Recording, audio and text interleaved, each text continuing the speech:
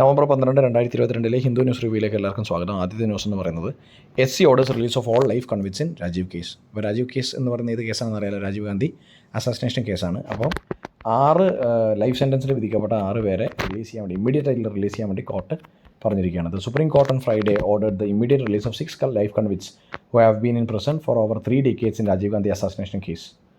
അപ്പോൾ 6 പേരെ റിലീസ് ചെയ്യാൻ വേണ്ടി ഇമ്മീഡിയറ്റ് ആയിട്ട് റിലീസ് ചെയ്യാൻ വേണ്ടി SC ഓർഡർ ചെയ്തിരിക്കുകയാണ്. ഇമ്പോർട്ടൻ്റ് ആയിട്ടുള്ള ന്യൂസാണ്.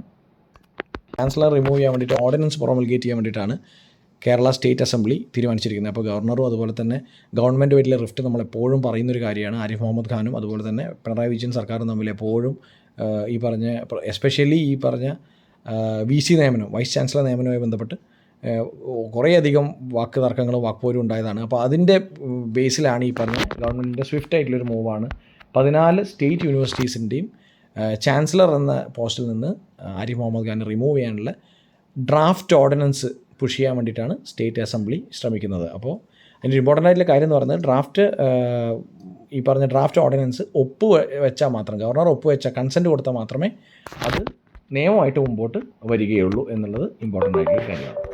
നമുക്ക് എഡിറ്റോറിയൽ നോക്കാം. Research first. The compulsion to publish has led to poor quality of research. അപ്പോൾ ഇന്നത്തെ എഡിറ്റോറിയൽ ഡീൽ ചെയ്യുന്നത് നമ്മുടെ ഇന്ത്യാസ് ഡോക്ടറൽ എഡ്യൂക്കേഷനുമായി ബന്ധപ്പെട്ട് റിസർച്ച് സബ്മിഷൻ്റെ ക്വാളിറ്റി എത്രമാത്രം ഉണ്ട്, ആ ക്വാളിറ്റി ഡിഗ്രേഡ് ചെയ്യുന്നുണ്ടോ എന്നുള്ള കാര്യങ്ങളാണ് ഇന്നത്തെ എഡിറ്റോറിയൽ ഡിസ്കസ് ചെയ്യുന്നത്. അപ്പോൾ UGCൻ്റെ ഒരു പ്രധാനപ്പെട്ട ഡിസിഷൻ വന്നിരിക്കുകയാണ് to remove the mandatory requirement of getting research papers published in peer reviewed journals before submitting PhD thesis. അപ്പോൾ മാൻഡേറ്ററി ആയിട്ട് പണ്ട് ഈ പറഞ്ഞ റിസർച്ച് പേപ്പേഴ്സ് ജേർണൽസിൽ പബ്ലിഷ് ചെയ്യണമെന്നുണ്ടായിരുന്നു.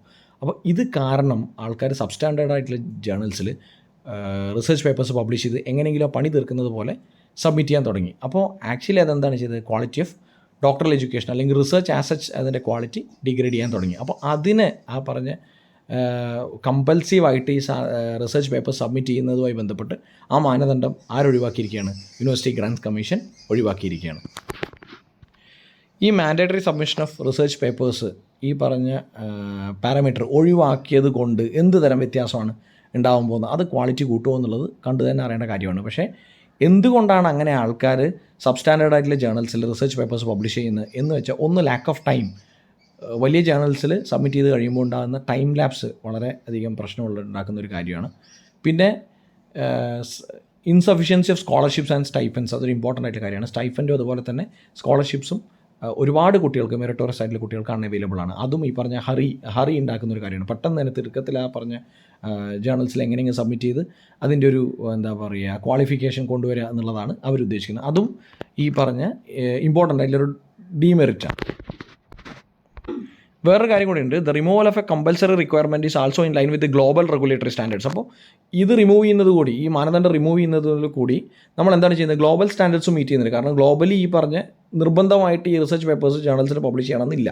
അതുകൊണ്ട് അങ്ങനെ ഒരു ഗ്ലോബൽ സ്റ്റാൻഡേർഡും കൂടി നമ്മൾ അതിലേക്ക് വരികയാണ് ചെയ്യുന്നത് യൂണിവേഴ്സിറ്റി ഗ്രാൻസ് കമ്മീഷൻ്റെ ഈ തീരുമാനത്തിലൂടെ. അപ്പോൾ UGC പോലുള്ള റെഗുലേറ്റർ എന്താണ് ചെയ്യുന്നത്, എന്താണ് അവർ ഉദ്ദേശിക്കുന്നത് ഇങ്ങനൊരു റെഗുലേഷൻ കൊണ്ട് അല്ലെങ്കിൽ ഇങ്ങനൊരു തീരുമാനം കൊണ്ട്? Regulator hopes that by removing the mandatory requirement it can help create a more conducive atmosphere self motivated research students. അപ്പോൾ സെൽഫ് മോട്ടിവേറ്റഡ് ആയിട്ടുള്ള ആൾക്കാർക്ക് മാത്രം മതി ഈ പറയുന്ന ക്വാളിറ്റി റിസർച്ചസ് അത് അവരുടെ ഇമ്പോർട്ടൻ്റ് ആയി തോന്നുന്ന ജേർണൽസിൽ പബ്ലിഷ് ചെയ്യുക എന്ന് പറയുന്നത്. അപ്പോൾ എന്താണത് കൊണ്ട് ഉദ്ദേശിക്കുന്നത്, റിസർച്ച് ആസച്ച് അതിൻ്റെ ക്വാളിറ്റി ഇമ്പ്രൂവ് ചെയ്യുമെന്നാണ് പറയുന്നത്. കാരണം സെൽഫ് മോട്ടിവേറ്റഡ് സ്റ്റുഡൻസ് മാത്രമാണ് ഈ പറഞ്ഞ പെയിൻ എടുത്ത് അവരുടെ ഒതൻറ്റിക് ആയിട്ടുള്ള റിസർച്ച് മറ്റ് ഇമ്പോർട്ടൻ്റ് ആയിട്ടുള്ള ജേർണൽസിൽ പബ്ലിഷ് ചെയ്യാൻ ശ്രമിക്കുകയുള്ളൂ. പക്ഷേ ഇതിന് കുറച്ച് കൺസേൺസ് ഉണ്ട്. ഇങ്ങനൊരു തീരുമാനം വന്നാൽ ഇതിൻ്റെ മെയിൻ കൺസേൺ എന്ന് പറയുന്നത് removal of mandatory requirements will result in a further dilution of quality as the worth of a researcher and universities judged on the basis of papers published and cited with funding also dependent on such benchmarks. അപ്പോൾ ഇതിൻ്റെ quality നമ്മൾ improve ചെയ്യാൻ വേണ്ടി ഇങ്ങനൊരു regulation കൊണ്ടുവന്നാലും കൂടുതൽ dilute ആവാൻ സാധ്യതയുണ്ടോ എന്നുള്ളത് പരിശോധിക്കേണ്ട ഒരു കാര്യമാണ്. കാരണം എപ്പോഴും ഒരു വർത്ത് ഓഫ് ദ റിസർച്ചിൻ്റെയോ അല്ലെങ്കിൽ റിസർച്ചറുടെയും കഴിവ് എന്ന് പറയുന്നത് ഇത്രയധികം പേപ്പർ സബ്മിറ്റ് ചെയ്യുന്ന ആ ഒരു പാരാമീറ്ററിലാണ് ഇപ്പോഴും അളക്കുന്നത്. മാത്രമല്ല ഫണ്ടിങ്ങും എന്തിൽ ഡിപ്പെൻഡൻ്റ് ആണ്, ഈ പറഞ്ഞ number of research paper submitted in journals എന്നാണ്. അപ്പോൾ അതും നമ്മൾ പരിശോധിക്കേണ്ട ഒരു കാര്യമാണ്. അപ്പോൾ ആസ് സച്ച് ഇങ്ങനൊരു മെഷർ എടുക്കുമ്പോൾ, ക്വാളിറ്റി ഇമ്പ്രൂവ് ചെയ്യാൻ വേണ്ടി ഇങ്ങനൊരു മെഷർ എടുക്കുമ്പോൾ നമ്മൾ എന്തൊക്കെ ശ്രദ്ധിക്കണം? കുട്ടികളുടെ ഫിനാൻഷ്യൽ കൺസ്ട്രെയിൻസ്, അതുപോലെ തന്നെ സ്റ്റൈഫൻഡ് അല്ലെങ്കിൽ മറ്റ് സ്കോളർഷിപ്പ് ഒന്നും ഇല്ലാത്തത് കാരണം കുട്ടികൾ പെട്ടെന്ന് ഈ പറഞ്ഞ PhD തീസിസ് ഒക്കെ സബ്മിറ്റ് ചെയ്യാനോ അതുപോലെ തന്നെ PhD ഡോക്ടറേറ്റ് കിട്ടാനും വേണ്ടി ഈ റഷ് അല്ലെങ്കിൽ ഹറി ചെയ്ത് കഴിഞ്ഞാൽ ഉറപ്പായിട്ടും എന്താണ് ഈ പറഞ്ഞ റെഗുലേഷൻ ബാക്ക്ഫയർ ചെയ്യും. കാരണം ഫർദർ ഡൈല്യൂഷൻ ഓഫ് ക്വാളിറ്റി ഉണ്ടാവും എന്ന് പറയുന്നത്. അപ്പോൾ ഇത്രയും കാര്യങ്ങൾ അനലൈസ് ചെയ്ത് വേണം ഇനി അങ്ങോട്ട് ഈ പറഞ്ഞ റെഗുലേഷൻ ഇംപ്ലിമെൻറ്റ് ചെയ്യാൻ എന്ന് എഡിറ്റോറിയൽ അനാലിസിസ് പറയുന്നു. അടുത്ത ന്യൂസ് എന്ന് പറയുന്നത് supreme court order to free convicts in Rajiv cases erroneous unacceptable. കോൺഗ്രസിൻ്റെ റെസ്പോൺസാണ് ഈ പറയുന്നത്. സുപ്രീം കോടതിൻ്റെ വിധി ഉണ്ടായിരുന്നു 6 കൺവിക്ട്സിനെ, രാജീവ് ഗാന്ധി അസാസിനേഷൻ കേസുമായി ബന്ധപ്പെട്ട 6 കൺവിക്ട്സിനെ റിലീസ് ചെയ്യാൻ, ഇമ്മീഡിയറ്റ് ആയിട്ട് റിലീസ് ചെയ്യാൻ വേണ്ടിയിട്ട്. അപ്പോൾ അതുമായി ബന്ധപ്പെട്ട കോൺഗ്രസിൻ്റെ റെസ്പോൺസാണ് പറയുന്നത്. അത് എറൈനസ് തെറ്റായിട്ടുള്ളൊരു തീരുമാനമാണെന്നാണ് പറയുന്നത്. അടുത്ത news, on the ground Morbi bridge tragedy has little political ramification for BJP. അപ്പോൾ റാമിഫിക്കേഷൻ്റെ അർത്ഥം എന്താ? കോൺസിക്വൻസ് അല്ലെങ്കിൽ റിസൾട്ട് എന്നൊക്കെയാണ്.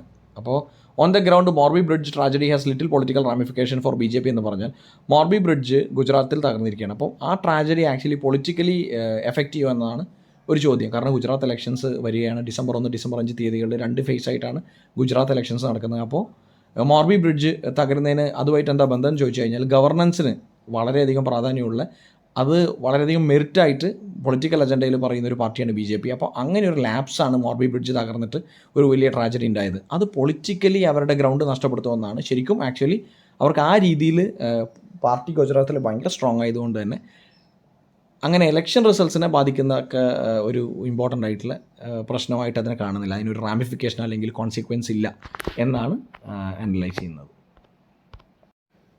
ഇനി സ്പോർട്സ് ന്യൂസാണ്. Rain threat looms over England Pakistan final. ഇപ്പോൾ ഇംഗ്ലണ്ട് പാകിസ്ഥാൻ T20 വേൾഡ് കപ്പിൻ്റെ ഫൈനലാണ്. ഇന്ത്യ സെമി ഫൈനലിൽ ഇംഗ്ലണ്ടുമായിട്ട് തോറ്റത് കൊണ്ട് ഇംഗ്ലണ്ട് പാകിസ്ഥാൻ ഫൈനലാണ് നടക്കുന്നത്.